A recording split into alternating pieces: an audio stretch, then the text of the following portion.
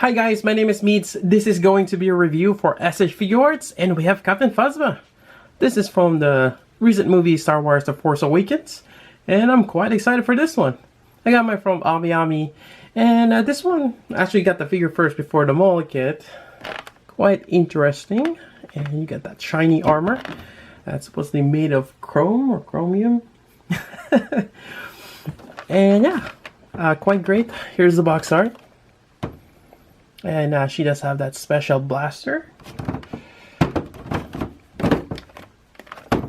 And that's pretty much it for the box art. Let's take a look inside. Right, the size comparison with the normal First Order Stormtrooper. In terms of height, we have about, it's actually, well, that's about 6 inch, and the First Order is about a 1/4 inch shorter. She's supposed to be really tall, a 2 meter tall lady. That's quite tall. I'm not too familiar with my conversion. We did metric in English, and I'm so used to English right now. So, yeah. Anyways, or standard measurement, although it's not really quite standard since U.S. is the only one using the English system. But anyways, yeah, not too bad. Other than that, the color, it's silver. It's not chrome plated. Yeah. I think a lot of people would prefer chrome as what it's supposed to be. It's made of chromium, and I think what I read from the wiki, just heads up, I know little or not at all about Captain Phasma, other than what I've seen in the movie. I haven't really delved into the whole Star Wars lore. But from what I can read, that she plated her armor in chrome to kind of reflect a harmful radiation, and I think she even custom paint her rifle as well. But yeah, it's not chrome, it's silver. It's not too bad, but if you're looking for something, you may want to look into other figure lines. As well as her cape. Her cape is static, and I think that's kind of standard for all Figuarts. They're going with a more standard version. Yeah. So that's unfortunate. I can't really do dynamic poses other than she's standing, which is not too bad. Just depends on how you pose your figures. And actually, I like her without the cape. Yeah, other than that, let's take a look at the figure. Right, so Captain Phasma, she looks great in terms of articulation. Let's go over that. And we have the neck here, fairly good articulation. I actually want to point out real quick, the helmet is different. Yep. She has lines running across. The normal Stormtrooper does not have that. And other than that, she has a different lower armor here. I'm just gonna call it that. And as well as this shin guard, or the lower armor, or lower leg armor here, is different as well. I think one of the issues I have with a First Order Stormtrooper is you cannot tilt the ankle too far. It's this armor here, the way the joints are designed.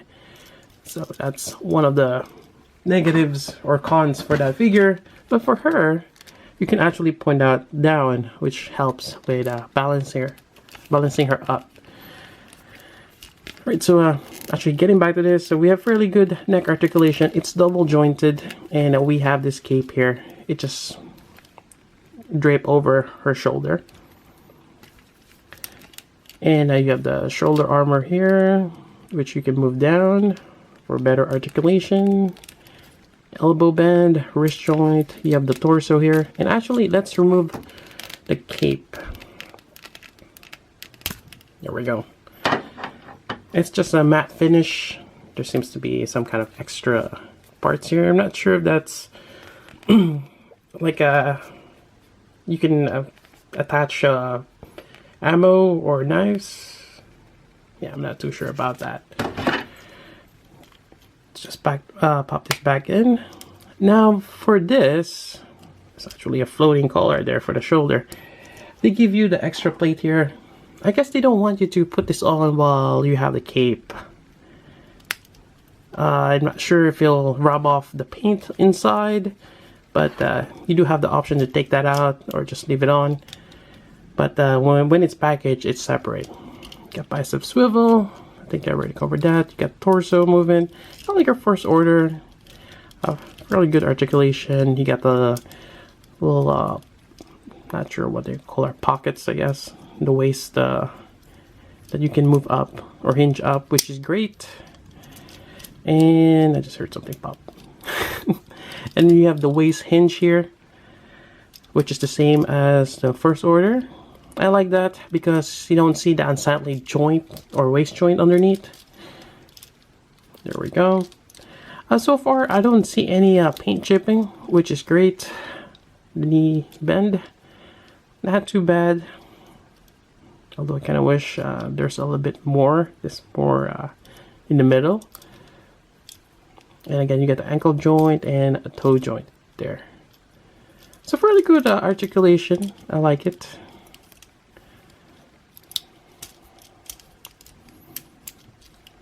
And what else we got here?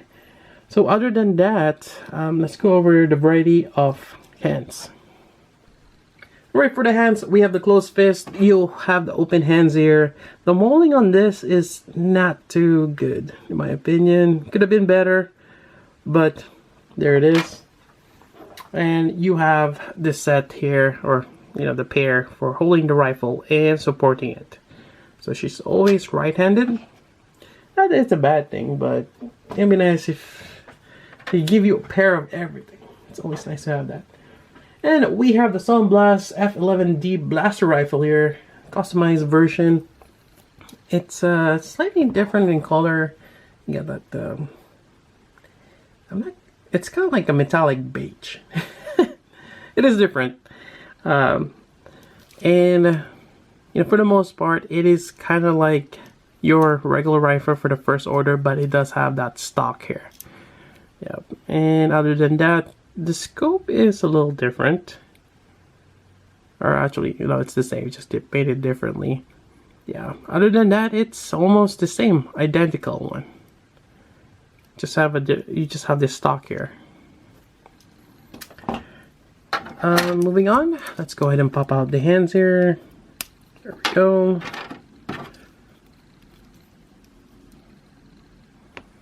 And for the other side, easy to swap out for the wrist. Didn't really have much problems, which is good. Alright, here we go.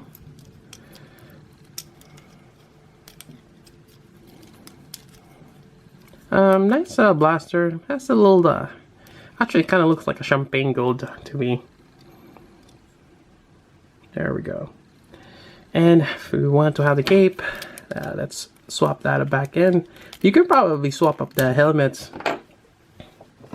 There we go. So this is my first time putting it on with the shoulder pad still in there. It's not too bad, although I think the reason probably they removed that is because they might be pushing it too high up. But yeah, not too bad. And I think that's pretty much it for the review. Yeah, trying to pose her with the cape on, yeah, it's very limited of what you can do with a cape. It's just too static. For the most part, it's best to just have her standing. Even then, it does have a tendency to kind of push back because of the weight of the cape.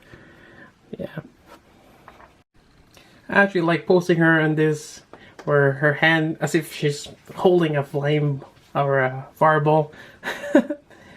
Otherwise, you can also have her pose as if she's directing an attack. Yeah. Overall, I like this figure. Some people might think that it could have been better. Definitely, it could have been better with a chrome plating. But I'm not sure how well that will go. But like I said, other figurines are going with that. They're trying to cash in with the Phasma craze.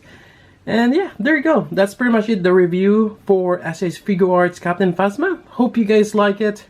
Something I really like. Actually, this is not too bad for my collection. Definitely well worth picking up. Although it could be quite expensive. Figuarts in Star Wars line, it's around $50–$60 depending on where you get it. But yeah, If you have any questions, let me know. And that's about it for this review. So until then, this is Meads. Thanks for watching.